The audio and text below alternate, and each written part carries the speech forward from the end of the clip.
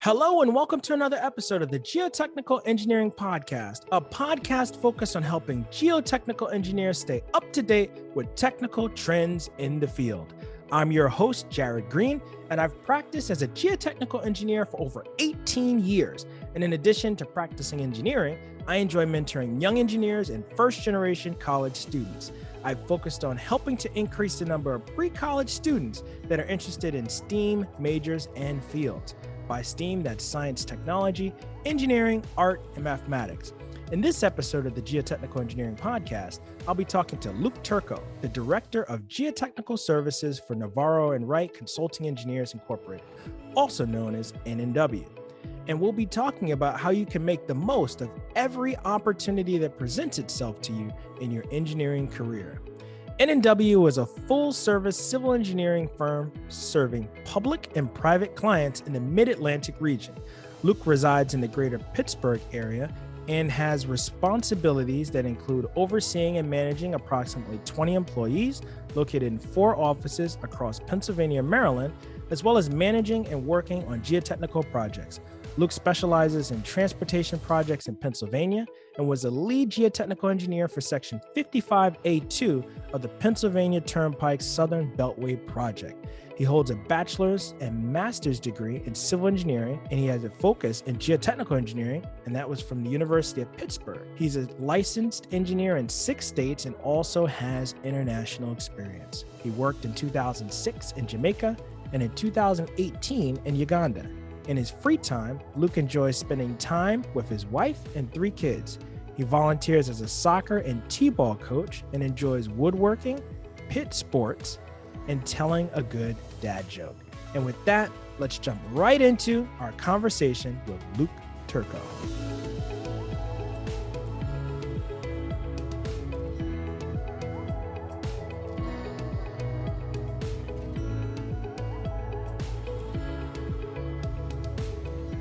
Hello, and welcome to another episode of the Geotechnical Engineering Podcast. Luke, glad to have you on the show. How are you feeling, man?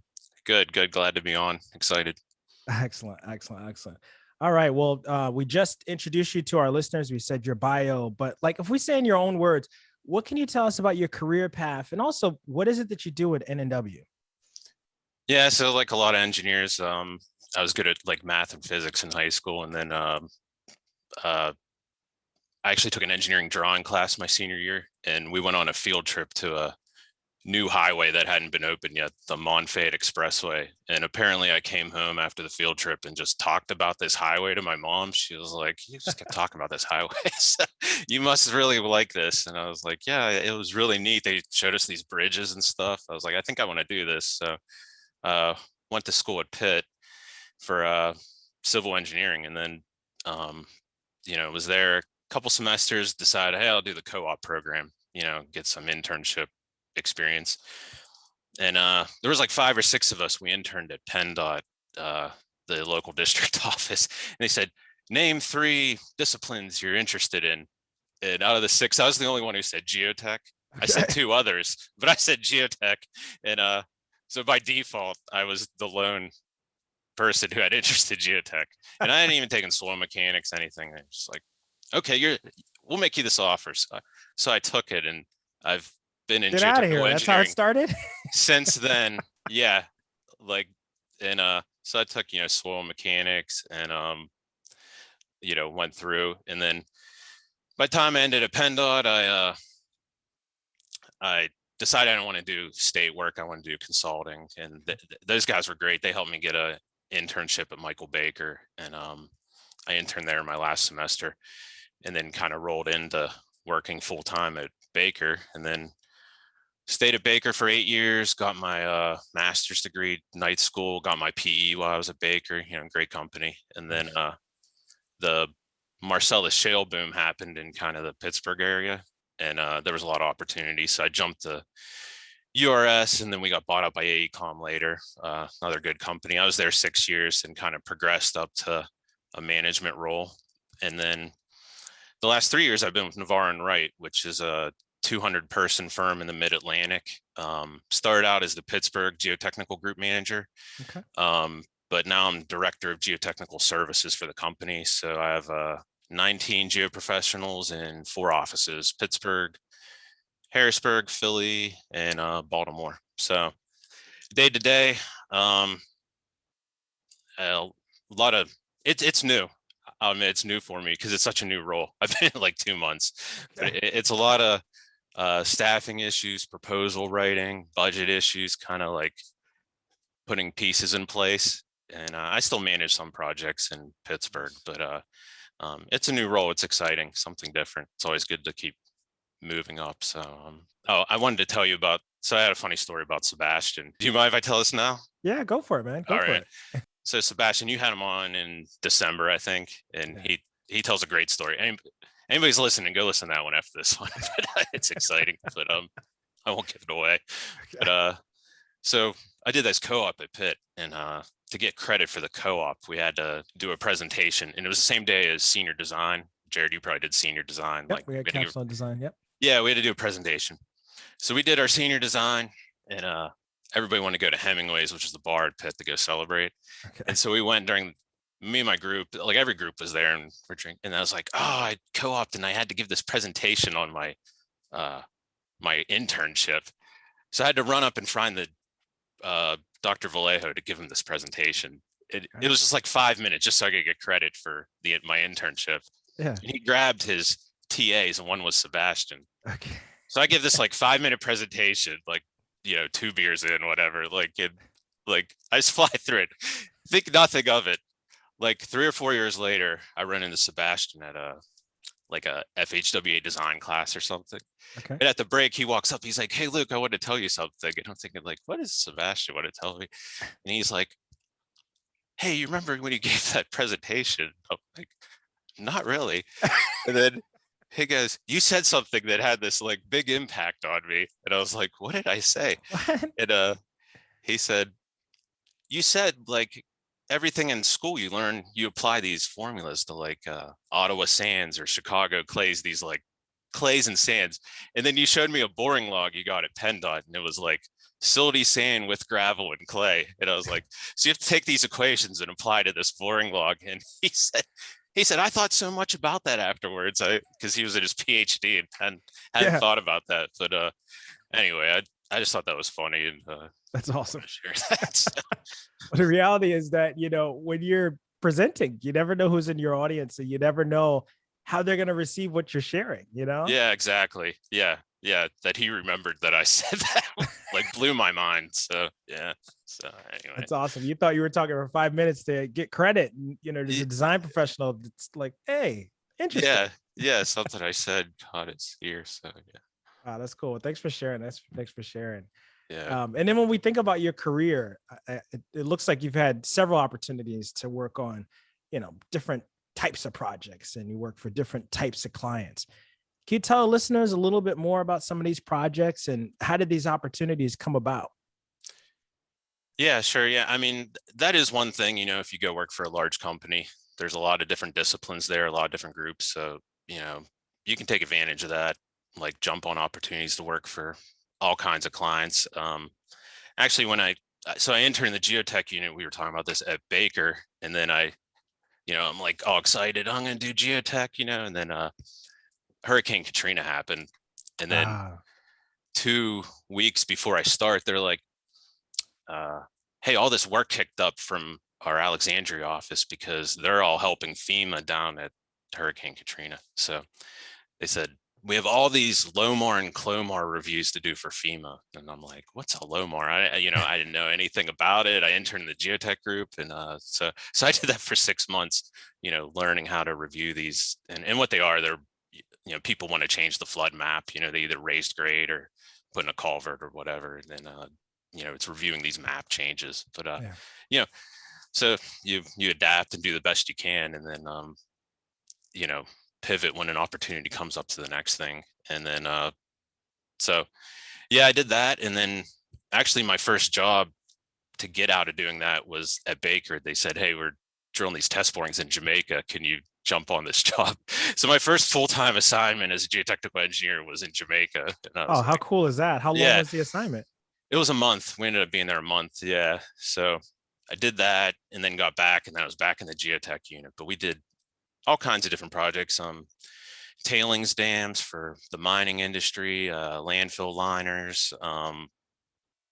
Yeah, I worked on the border fence and along the Rio Grande, the levees. Plaquemines Parish did levees there, and then when I was with AECOM, got the opportunity to work in Uganda, which was like another amazing experience. But yeah, so I guess, a lot came up, and just I tried to jump on them when they could, and took what I could out of them to network with new people and advance my career by just diversifying the best I could. So Sounds great. So those opportunities, would you say you looked for them, or did somebody say, who wants to do this, and you raised your hand, or did somebody just tap you on the shoulder and say, hey, we want you to go to Jamaica or Uganda?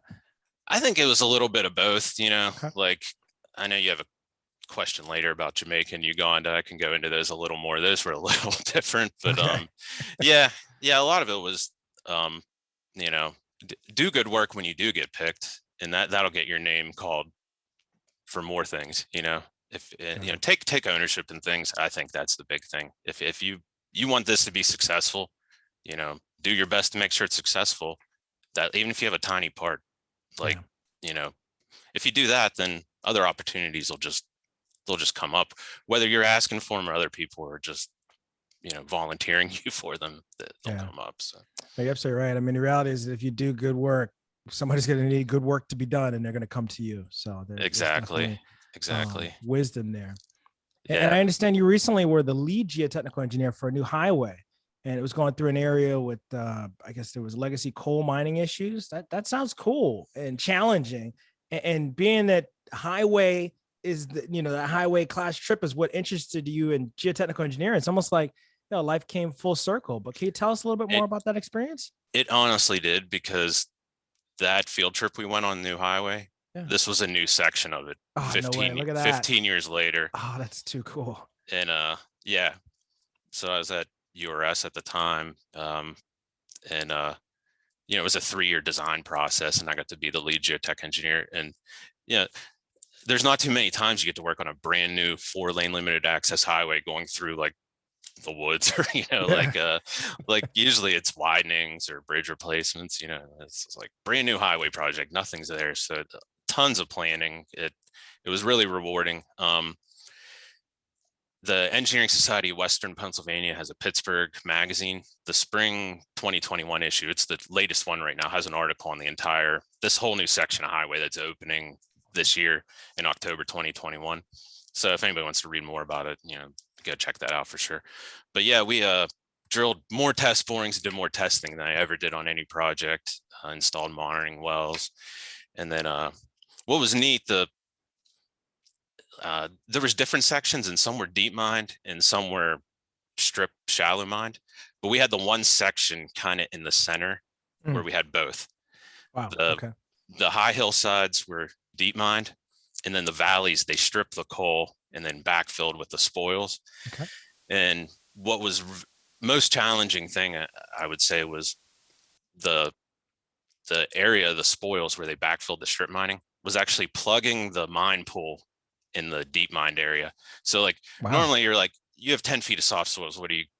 You're going to go in and just dig them out, right? And put in better fill or recompact, whatever. Like if we dug this out, we were unleashing like this whole mine pool, like a lake of water underground, into this town. So it's like, yikes. We can't do that. What are we going to do? So we ended up designing stone columns to kind of act as wick drains and kind of bridge the fill. And then we put like a 10-foot rock blanket and then built the fill over that.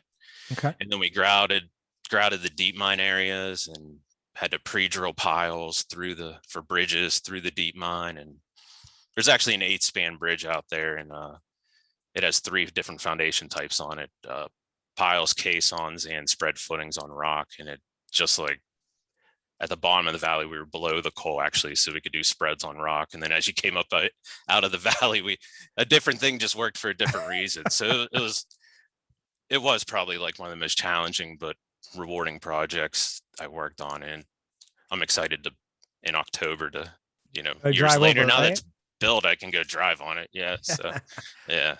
Oh, that is cool. That is cool. And you have a lot of different foundation types there. And was a lot of that driven by the geology?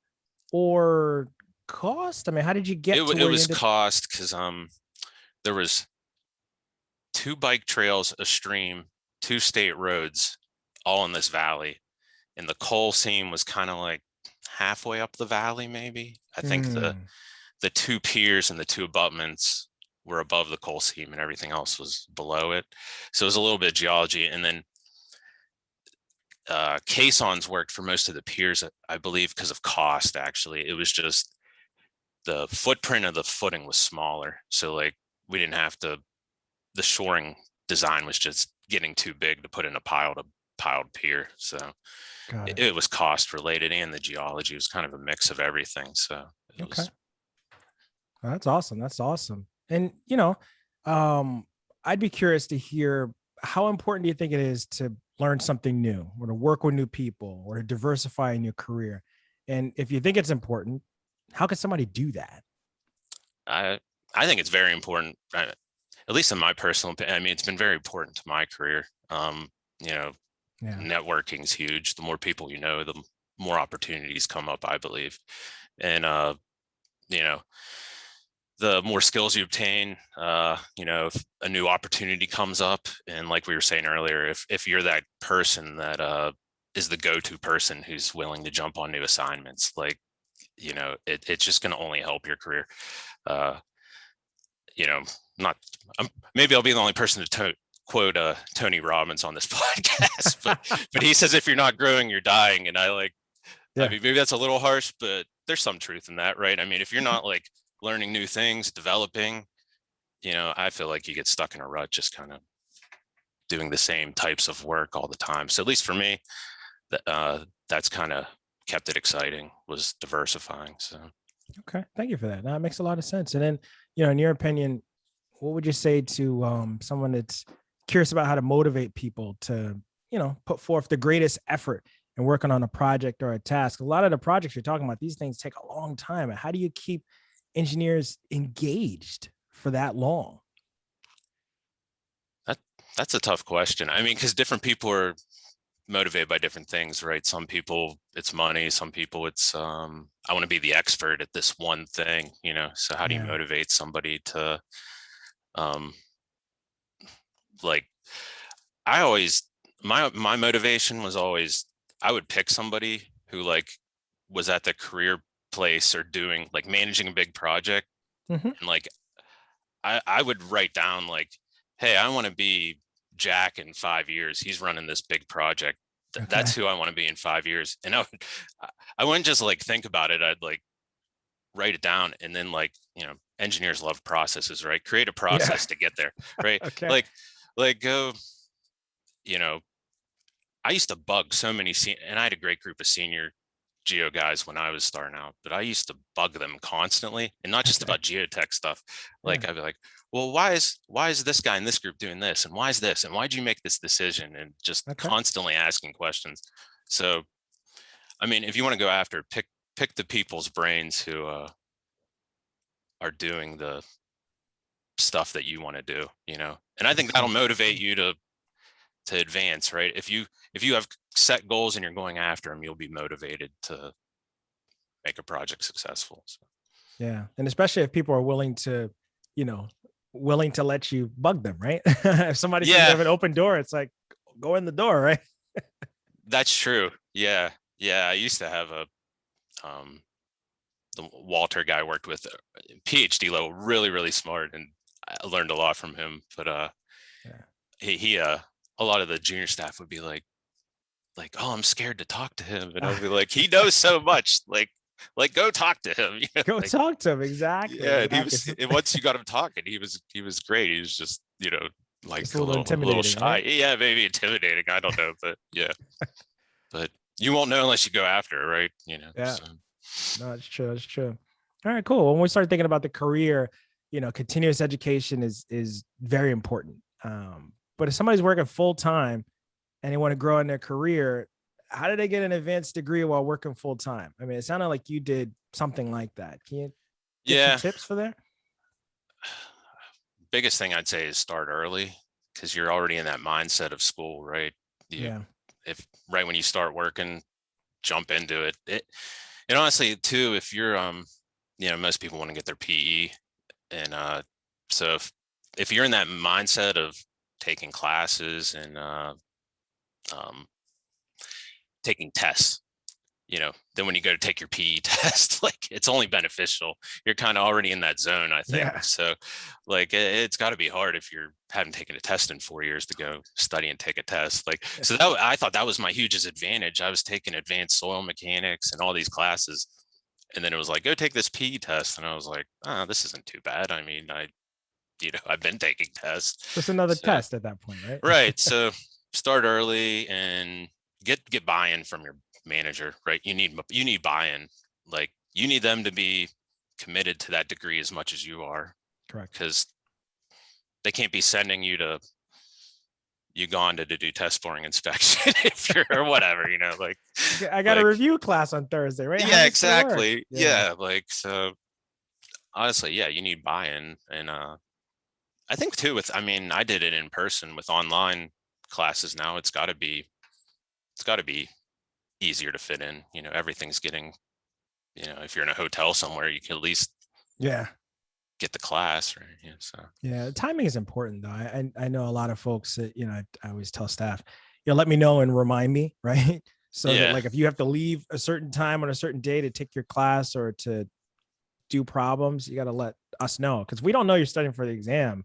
It's like, oh, I had the test and I didn't get ready for it. It's like nobody wins, communications and everything, and not just engineering, but yeah, it's so big with everything. Like, no, it's true. So I'd love to hear more about the projects you did over in Jamaica and also in Uganda, and what that experience was like, and also how did it benefit your career? Yeah, so Jamaica, like I said, it was like really early on in my career, 6 months in. I'd never been out of the country outside of Canada, and I'd never been on a plane before. And here I am, like jumping on a plane, going to Jamaica to drill test boring. So, it was kind of a wild experience. Luckily, I had 2 senior guys who were going with me.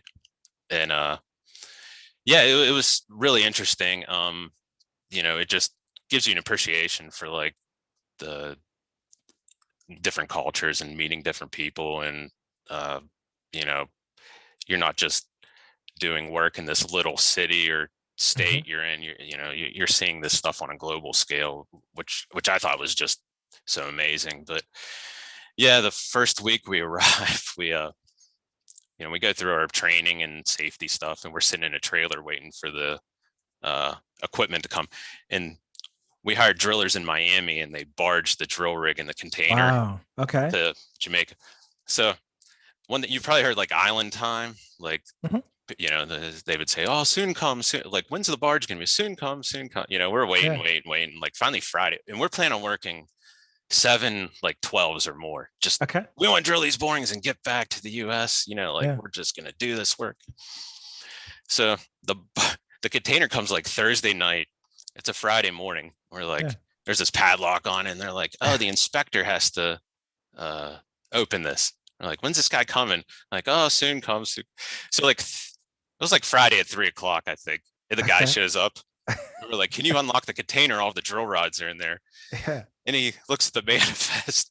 He goes, there's 400 items on here. That's going to take all day. And he goes, I'll be back Monday morning. And we're like, what are we going to do all weekend? So we, the drilling manager tried to convince him, to open it, but it wasn't happening. So we ended up going to Ocho Rios for the weekend. And got to spend it in Ocho Rios. So that was nice. I got to see a resort for 2 days. But then we got back and we drilled the borings, and it was about 3 weeks. So that was neat.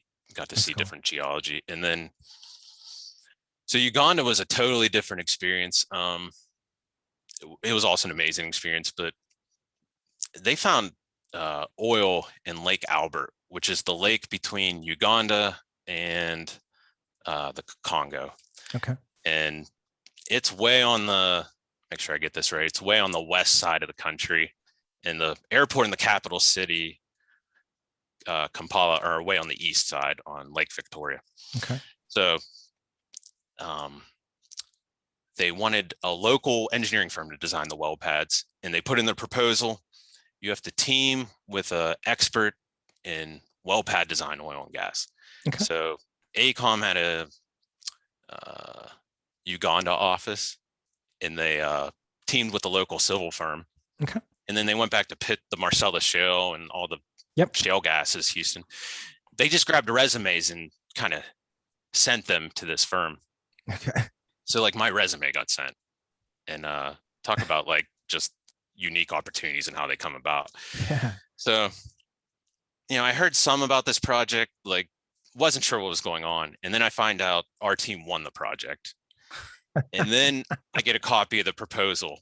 Yeah. And I turn to like page 30, and there's an organizational chart. Okay. Top of the chart, team leader, Luke Turko. Get out of here. No, yeah. So I get these emails like, when can you be in country? And, I got 3 kids, wife at home. And I'm like,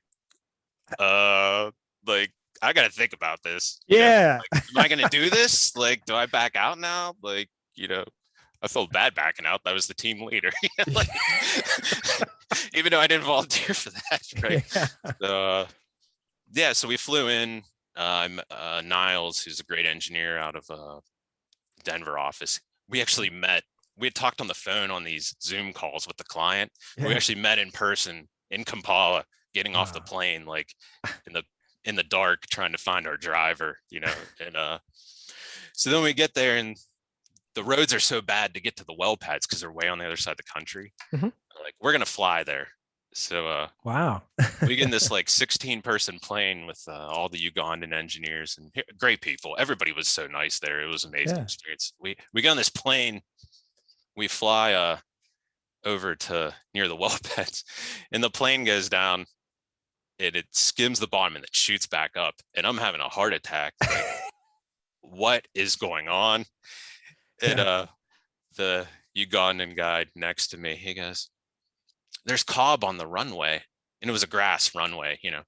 I'm like, cob, and I looked at it. It's like their version of a white-tailed deer.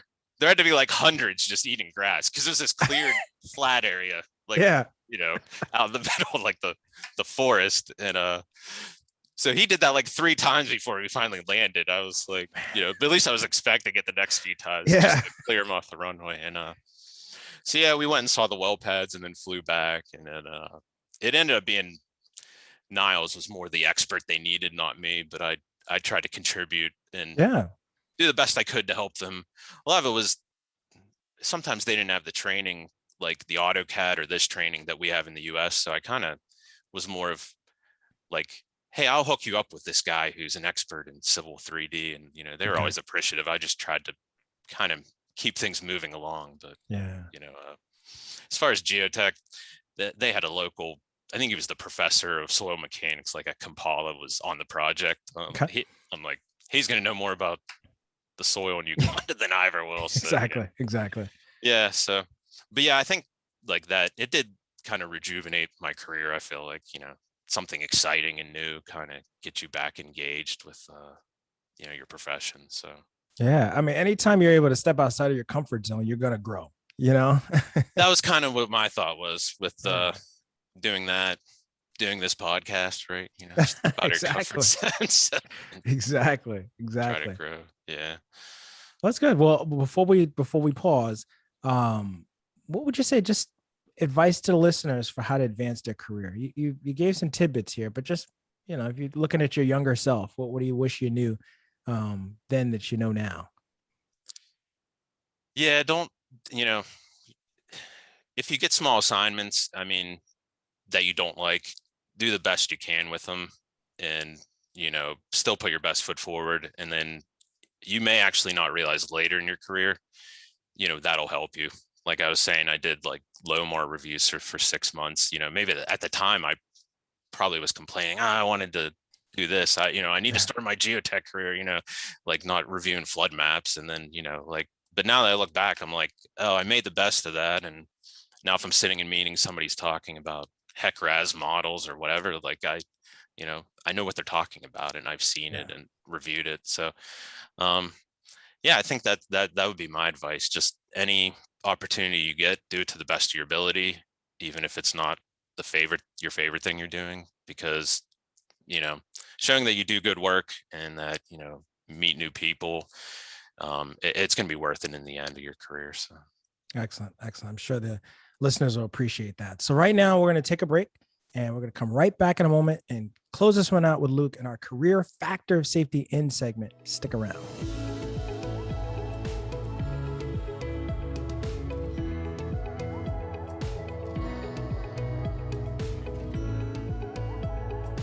Welcome back. It's time for our career factor of safety in segment. In geotechnical engineering, just like many disciplines of engineering, it's important to incorporate a factor of safety into your design.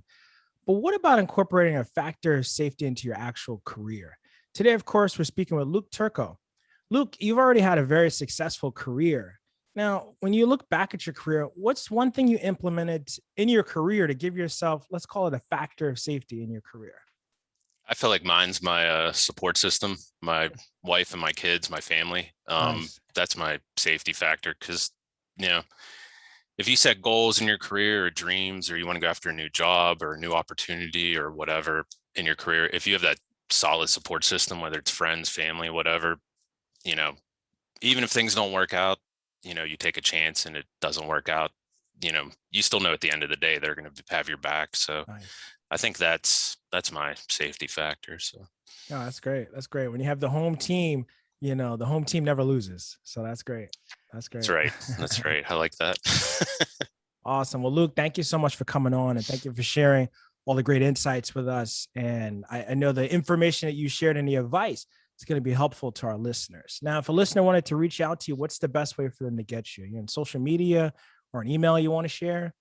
Yeah, you can look me up on LinkedIn and check out navarrowright.com for everything Navarro Wright does. So great company. So excellent. Well, thank you so much for coming on the show. Really appreciate it, man. All right. It was great to be on. I hope you enjoyed the episode today. We would love to hear your feedback, comments, and/or questions. Please feel free to go to geotechnicalengineeringpodcast.com, where you'll find a summary of the key points discussed in today's episode, that being episode 28, as well as links to any of the resources, websites, or books mentioned during this episode. Until next time, we wish you the very best in all your geotechnical engineering endeavors. Peace.